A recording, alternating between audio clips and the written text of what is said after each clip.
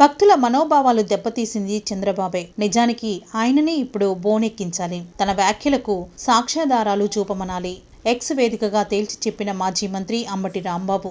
ఏ ఆధారాలు లేకున్నా చంద్రబాబు వ్యాఖ్యలు. అత్యంత బాధ్యతారాహిత్యంగా సీఎం విమర్శలు. వైఎస్ఆర్సీపీ లక్ష్యంగా చంద్రబాబు నీచ ప్రవర్తన. ట్విట్టర్లో అంబటి రాంబాబు స్పష్టీకరణ. తిరుమలలో కల్తీ నెయ్యి వినియోగంపై సుప్రీంకోర్టు ఏర్పాటు చేసిన ప్రత్యేక దర్యాప్తు బృందం సిట్ అన్ని విషయాలు నిగ్గు తేల్చిందంటూ నాటి టీటీడీ బోర్డుపైన, ఇప్పటి విపక్ష వైఎస్ఆర్సీపీ పైన పరోక్షంగా విమర్శ చేస్తూ మంత్రి నారా లోకేష్ చేసిన ట్వీట్పై అదే ఎక్స్ వేదికగా మాజీ మంత్రి అంబటి రాంబాబు చాలా ఘాటుగా స్పందించారు.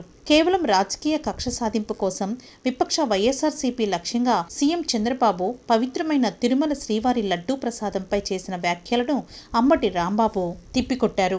ఈ సందర్భంగా తన ట్వీట్లో మాజీ మంత్రి అంబటి రాంబాబు ఏమన్నారంటే, అత్యంత పవిత్రమైన తిరుమల శ్రీవారి లడ్డూ ప్రసాదం తయారీలో జంతువుల కొవ్వుతో తయారు చేసిన నెయ్యి వాడారని, ముఖ్యమంత్రి పదవిలో ఉన్న తన తండ్రి చంద్రబాబు నాయుడు అంత బాధ్యత రాహిత్యంగా ఎలా మాట్లాడారో, ఎలా ఆరోపణలు చేశారో ముందుగా నారా లోకేష్ సమాధానం చెప్పాలి అన్నారు.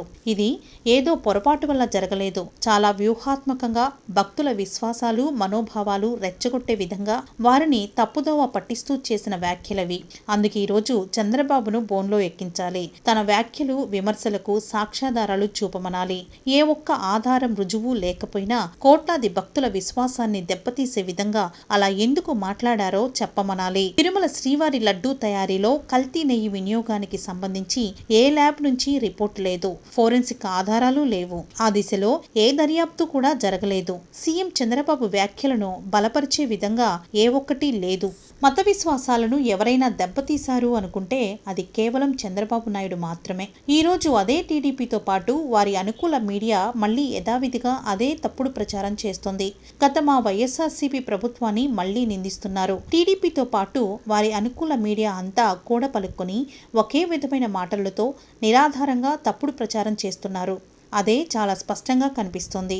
ఇది కేవలం రాజకీయ ప్రయోజనాలు ఆశించి ఒక వ్యూహం, ప్రణాళిక ప్రకారం చేస్తున్నారు. అంతకు మించి ఏమీ లేదని అంబటి రాంబాబు ఎక్స్ వేదికగా పేర్కొన్నారు. వారి నీచ రాజకీయాల్లోకి తిరుమలను కూడా లాగి 2019-24 మధ్య వైఎస్ఆర్సీపీ ప్రభుత్వ హయాంలో అక్కడ ఏవేవో అనైతిక పనులు జరిగాయని ఆరోపిస్తూ దుష్ప్రచారం చేస్తున్నారు. ఆ విధంగా వైఎస్ఆర్సీపీపై దాడి చేస్తున్నారు.